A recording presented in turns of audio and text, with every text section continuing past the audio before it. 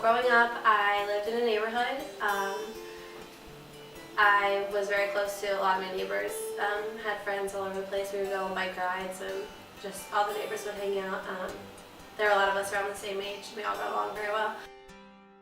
My next door neighbor actually, we were best friends. They would babysit me after school, so I would go over there all the time. She would always be at my house. We ended up going to the same high school, and she actually goes here now, so we're still really close, and we hung out every day and would always be at one or the other's house.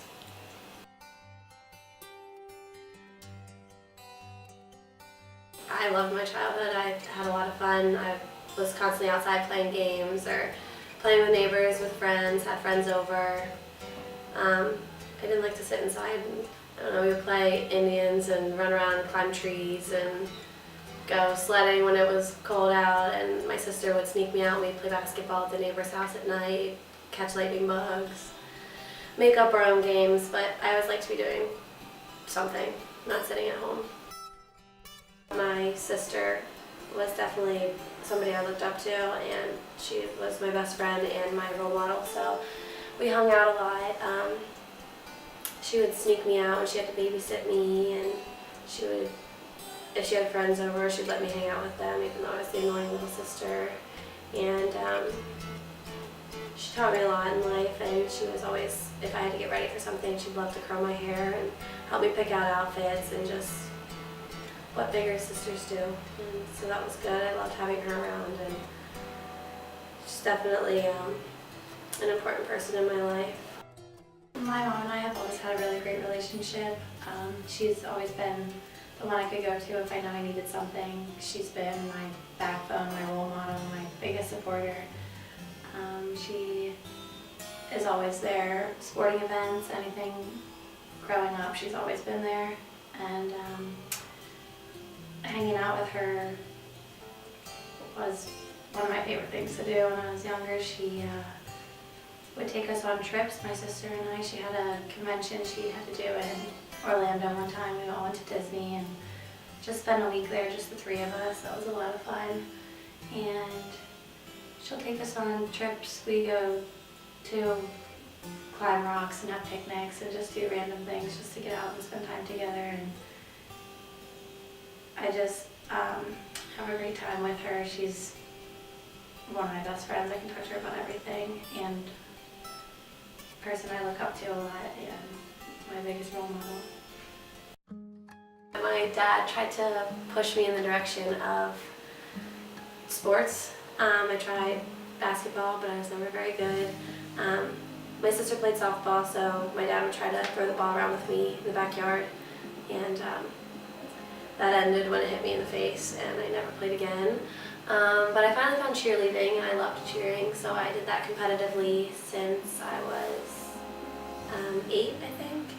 So I would go to competitions, we would travel a lot, and my parents would always go. They were very supportive of me. My older sister was a cheerleader too for high school, so she kind of helped me out and helped me get into that. And that was something I loved to do.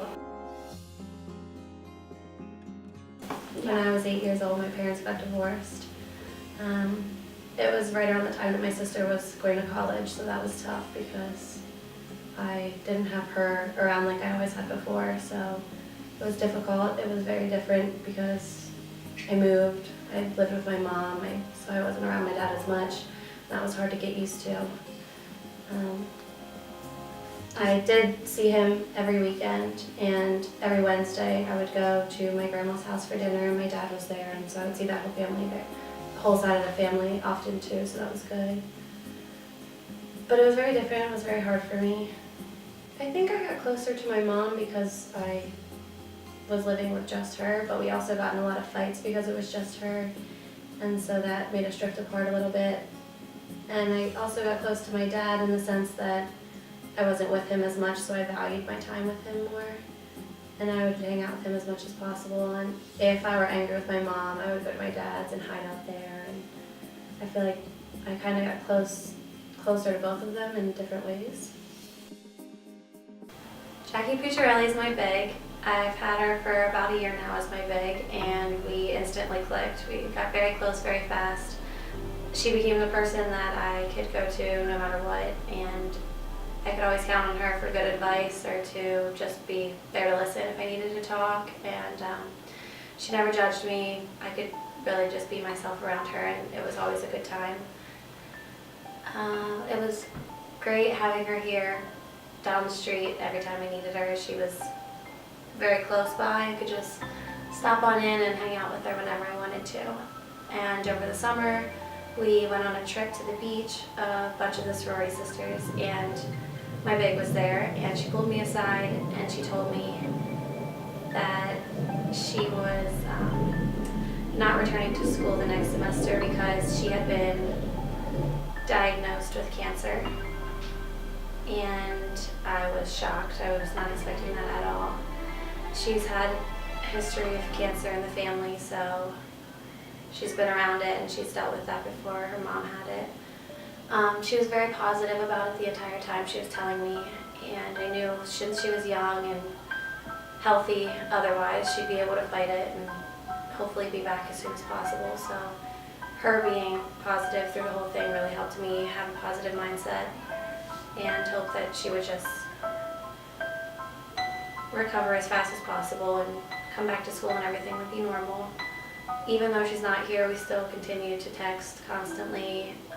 She comes to visit, or we go on trips like the beach, and so I still get to see her a lot, and she can still be that person that's always there for me, even if it's not down the street anymore.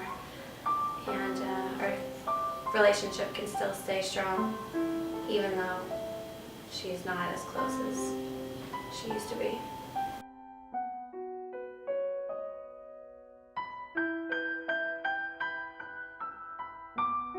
My dad, I went to visit, and he did not look like himself. He was very thin, very pale.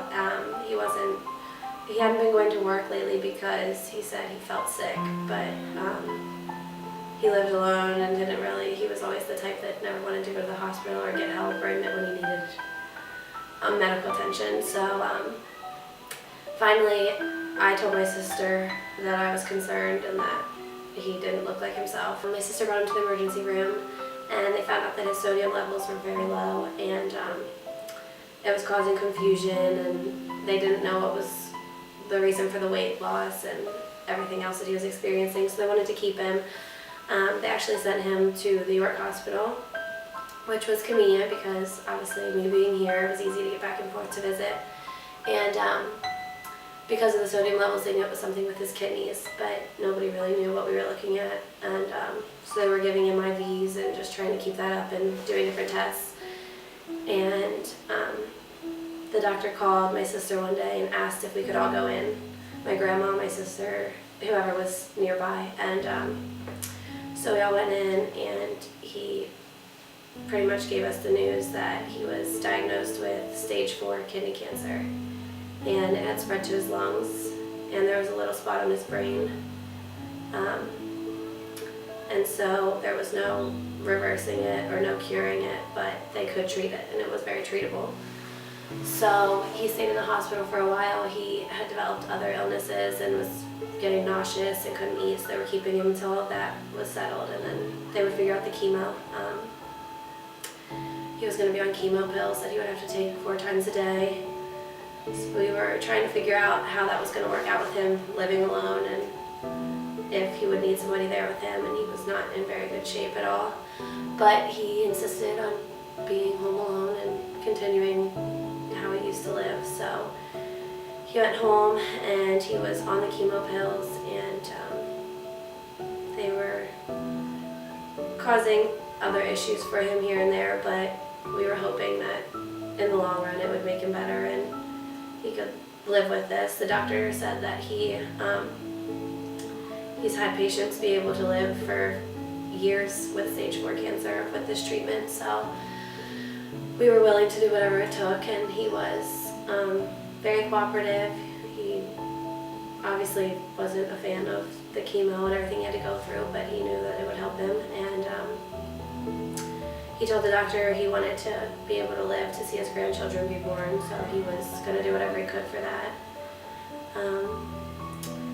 And so basically he just went through the chemo. He would have good days, he would have bad days, but he had a list of things that he wanted to do while he still could with the cancer. So he definitely wanted to have another hunting trip. There was a cabin that my grandpa and him actually used to own.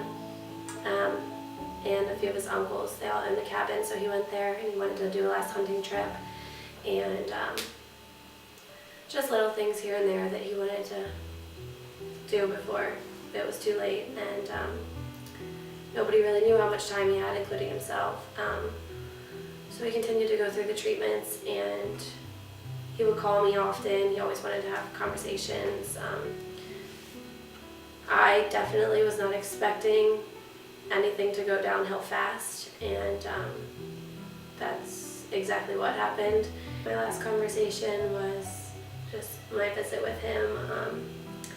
He was telling me about all the new shows that he's been watching because he's just been laying around a lot. So he was explaining the show that was on and telling me about his new favorite shows that he was watching and things he's been.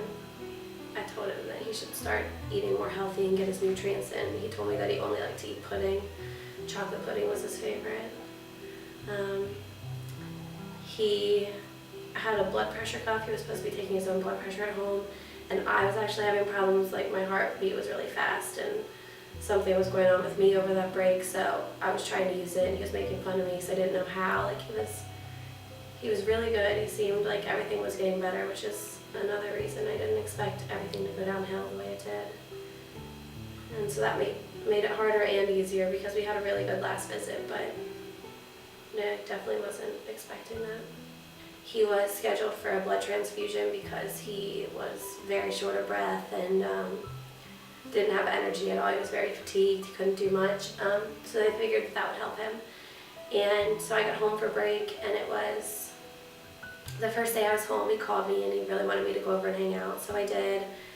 And I was trying to talk to him about eating things. He wasn't eating very much, he was nauseous, and so we were watching TV. I offered to make him different things to eat and tried to just help him out. It was a really good visit. He laughed a lot, we had a good time, and he seemed to be doing great. He seemed a lot better, and he was scheduled for his transfusion the next day. And so he went for that, and my grandma and my sister were talking to each other and said that they hadn't heard from him afterwards.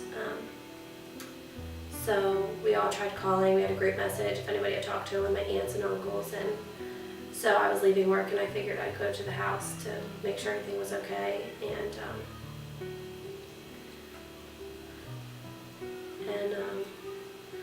when I got there, he didn't respond when I was at the door and wasn't answering, but I knew where the spare key was.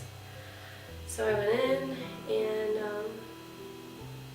I found him on the recliner and called the ambulance, called 911, and when they got there they told me it was too late and that he didn't make it. On my way to his house that day, I had called my sister and kind of told her I didn't really have a good feeling about it. I was nervous, I didn't want to be there alone, just thought in the back of my head of what could have happened and what did happen. So she was on her way over already, and when the ambulance got there, they finally let me call her, and so I called my sister and I told her it wasn't good and she would be there in a few minutes. So she got there, and after the initial shock and we didn't really know what to do from there. Neither of us were expecting anything like that. But we knew we first had to go tell my grandma, and it was her son. I mean, she should be the first one to know. So we went over and broke the news to her, and that was probably the hardest thing I've had to do. She just lost it. I've never seen, my grandma's always been so strong. I've seen her lose a lot of people in her life, and I've never seen her break down like that. So she called over my aunts and uncles, and we had to tell all of them, and then right from there started making arrangements and informing the rest of the family the way we should. My sister and I went home and we told my mom. She took it really hard. They weren't together, but it was still really difficult for her. They've been together for a lot of years, and it wasn't easy for her to hear the news either. And like I said, nobody expected it. It was 2 months exactly after he was diagnosed. So we were expecting a lot longer. I know I've told him enough in life, but just that I love him and how much I appreciate every second I did get with him. Since my parents weren't together, I wasn't with him as much as I would have liked to be, but I still made sure that I was with him a lot, but just to remind him that I did cherish those times and appreciate all the time I did get to spend with him, because in divorces I know a lot of people don't always get that opportunity, and we still kept our relationship very strong, and just let him know how much I value that. As far as funeral plans and what we were going to do after all this happened, the family realized how tough everything had already been on my sister and I, so we did what we could to help, but they were all very, very helpful. My grandma took care of a lot, aunts and uncles, cleaning out his house and setting up funeral plans, inviting people, planning everything. They were all very, very helpful, so my sister and I didn't have to do all of that on top of everything else we've been going through. So that's another thing we really appreciate, is that how helpful everyone was. My mom included on her side as well. They would all offer help in any way they could. A lot of little things now that I never really thought of before, that I now stop and think of him when I come across certain things, or just when certain things happen, and I just stop and talk to him.